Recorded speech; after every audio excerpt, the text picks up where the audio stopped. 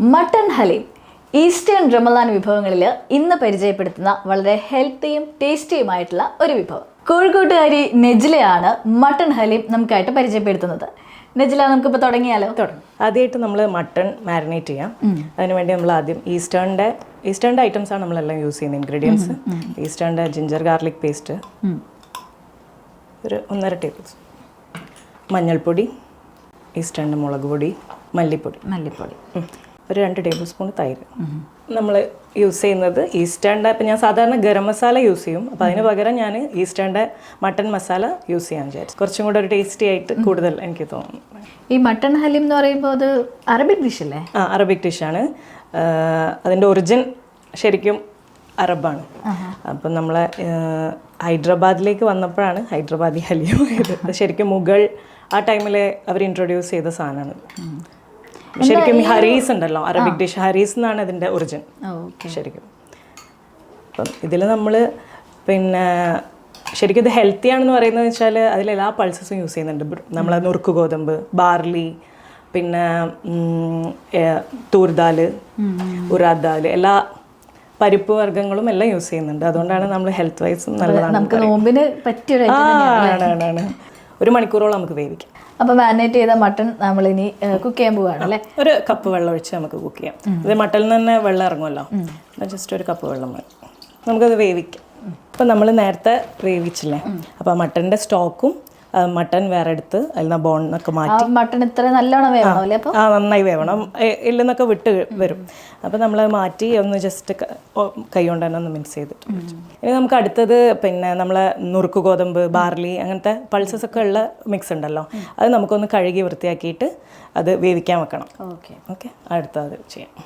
ഇത് നമ്മൾ ഇതിലേക്ക് ആവശ്യമുള്ള നുറുക്ക് ഗോതമ്പ്, പിന്നെ ബാർലി ഉണ്ട്, കുറച്ച് 1 ടീസ്പൂണ് ചെറുപയർ പരിപ്പുണ്ട്, 1 ടീസ്പൂണ് തുവരപ്പരിപ്പുണ്ട്, പിന്നെ ചനാദാലുണ്ട്, പിന്നെ നമ്മൾ ഒരു 5-6 ബദാമും അതേപോലെ തന്നെ കാഷ്യൂനട്ടോ 5-6. നുറുക്ക് ഗോതമ്പാണ് മെയിൻ സാധനം, പിന്നെ ബാർലിയും ഉണ്ട്. ഇതിൻ്റെ ക്വാണ്ടിറ്റി ഒക്കെ എങ്ങനെയാണ്? ക്വാണ്ടിറ്റി പിന്നെ നുറുക്ക് ഗോതമ്പ് നമ്മളൊരു 5 ടേബിൾ സ്പൂൺ എടുക്കണം. പിന്നെ ബാക്കിയൊക്കെ ഒരു ടേബിൾ സ്പൂൺ, 2 ടേബിൾ സ്പൂൺ എടുത്താൽ മതി. അപ്പോൾ അത് നമ്മളൊന്ന് ഒരു അരമണിക്കൂർ സോക്ക് ചെയ്ത് വെച്ചിട്ട്, വെള്ളത്തിൽ സോക്ക് ചെയ്തിട്ട് കഴുകി വൃത്തിയാക്കിയിട്ട് വേവിക്കും. അത് ഇത് സെപ്പറേറ്റ് തന്നെ വേവിക്കും? അത് സെപ്പറേറ്റ് വേവിക്കും, എന്നിട്ട് മിക്സ് ചെയ്യാം. പിന്നെ ഇതിപ്പോൾ നമ്മൾ വേവിച്ചെടുത്ത ആ പൾസസ് എല്ലാം കൂടി നന്നായിട്ട് സ്മാഷ് ചെയ്യണം അല്ലേ? നന്നായിട്ട് മാക്സിമം എത്ര നമുക്ക് ചെയ്യാൻ പറ്റും അത്രയും ചെയ്ത് നല്ല സോഫ്റ്റ് ആയിട്ട് വരണം. അപ്പം ടേസ്റ്റ്. ഇതിപ്പോൾ ഏകദേശം എത്ര സമയം നമ്മളിത് വേവിക്കണം? വേവിക്കുന്നത് ഒരു 3-4 വിസിൽ. നമ്മൾ സോക്ക് ചെയ്ത് വെക്കുന്നുണ്ടല്ലോ നേരത്തെ, അപ്പം വേവിക്കാൻ അത്ര ബുദ്ധിമുട്ടുണ്ടാവില്ല. ബാർലിയൊക്കെയാണ് കുറച്ച് വേവാൻ കുറച്ചൊരു ടൈം എടുക്കുക. ഇതിങ്ങനെ കുറേ ടൈം എടുത്ത് സ്മാഷ് ചെയ്തല്ലോ, മിക്സിയിൽ അടിച്ചാൽ പോരെ? മിക്സിയിൽ ചെയ്യാം, നമുക്കൊരു ജസ്റ്റ് ഒന്ന് പൾസ് ചെയ്തെടുത്താൽ മതി മിക്സിയിൽ. മതി. പക്ഷേ ഇങ്ങനെ ചെയ്യുമ്പോൾ കുറച്ചും കൂടെ ഒരു ഒത്തൻറ്റിക് സ്റ്റൈലായി. മട്ടനും അതേമാതിരി നമ്മൾ മാഷ് ചെയ്തെടുക്കണം. ഇനിയിപ്പോൾ ഇതിൻ്റെ ഫൈനൽ സ്റ്റേജിലേക്ക് കിടക്കാം അല്ലേ? നമുക്കിതൊക്കെ മിക്സ് ചെയ്ത്, അതൊരു ലോങ് പ്രോസസ്സാണ്. കടായി ചൂടായി വരുമ്പോൾ നമ്മൾ ഗീ ഒഴിച്ച് ഒരു സവാള നമ്മൾ കട്ട് ചെയ്ത് അതിലേക്ക് നന്നായി വഴന്ന് വരണം. ഒരു സവാള മതി അല്ലേ? ഒരു സവാള മതി. ജസ്റ്റ് നമ്മളിത് വഴറ്റിക്കൊണ്ടിരിക്കുമ്പോൾ തന്നെ ഇതിലേക്ക് കുറച്ച് സ്പൈസസ്, ഈസ്റ്റേണിൻ്റെ ജിഞ്ചർ ഗാർലിക് പേസ്റ്റ്. അപ്പോൾ അടുത്ത നമുക്ക് ഈ സ്റ്റോക്കുമായിട്ട് ഇതൊന്ന് യോജിപ്പിക്കാം. ഈ പൾസസ് നമ്മൾ വേവിച്ച് വെച്ചേക്കുന്ന പൾസസ് മട്ടൺ വേവിച്ച സ്റ്റോക്ക് അല്ലേ? മിക്സ് ചെയ്യാം. ഇതിനൊരു ക്വാണ്ടിറ്റി എങ്ങനെയാണ്? നമ്മൾ മട്ടൺ എന്തോരം എടുക്കണം, അതുപോലെ പൾസസ് മട്ടൺ ഞാൻ എൻ്റെ ഒരു കണക്കിലെടുക്കലാണ്. ശരിക്കും മട്ടൺ നമ്മളിപ്പോൾ ഒരു 1/2 കിലോ മട്ടൺ എടുക്കുകയാണെങ്കിൽ പിന്നെ വീറ്റ് ഒരു നുറുക്ക് ഗോതമ്പ് ഒരു 100 ഗ്രാം, 150 ഗ്രാം, അങ്ങനെ എല്ലാം ബാക്കിയുള്ള എല്ലാ പൾസസും ഒരു 2 ടേബിൾ സ്പൂൺ വീതം അങ്ങനെ എടുത്താൽ മിക്സ് ചെയ്തിട്ട് നമുക്കിതിലേക്ക് ഈ മിക്സ് ചെയ്ത സാധനം നമ്മൾ നെയ്യിലേക്ക് ചേർക്കായിരിക്കും അല്ലേ? ഇതിപ്പോൾ ഓൾറെഡി നമ്മൾ പൾസസും എല്ലാം വേവിച്ചത് കൊണ്ട് ഇനിയും ഇത് ഒരുപാട് സമയം അടുപ്പിൽ വേവിക്കണം. വേണം. എന്താ വെച്ചാൽ ഇത് യോജിച്ച് വരണം നന്നായിട്ട്. എന്നിട്ട് ആ ഒരു പച്ച എന്തെങ്കിലും ഒരു പച്ച ടേസ്റ്റ് ഉണ്ടെങ്കിലൊക്കെ അത് പോയി വരണം.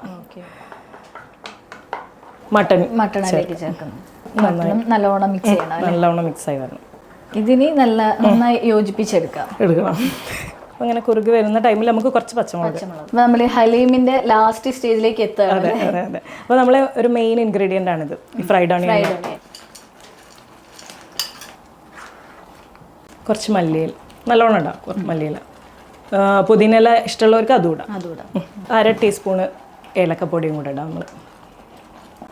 അങ്ങനെ നമ്മുടെ ഹലീം ഏതാണ്ട് റെഡി ആയി കഴിഞ്ഞു അല്ലേ? ശരിക്കും ഇപ്പോൾ നമ്മൾ ഇന്ത്യയിൽ ഇപ്പോൾ ഹൈദരാബാദിലൊക്കെ അവർ ഇത് തന്നെ ഇത് മാത്രമായിട്ടാണ് കഴിക്കും. പക്ഷെ നമുക്ക് അവസാനമായിട്ട് കുറച്ചുകൂടി ഗീ ഒഴിക്കണം അല്ലേ? അപ്പൊ നമ്മുടെ ഹലീം അങ്ങനെ റെഡി ആയിക്കാണ്. നമുക്ക് സെർവ് ചെയ്യാം അല്ലേ? ഫ്രൈഡ് ഓണിയൻ നല്ലൊരു ടേസ്റ്റ് ആണല്ലോ, നമ്മൾ ബിരിയാണിയുടെ മുകളിലൊക്കെ ഇടുന്ന പോലെ.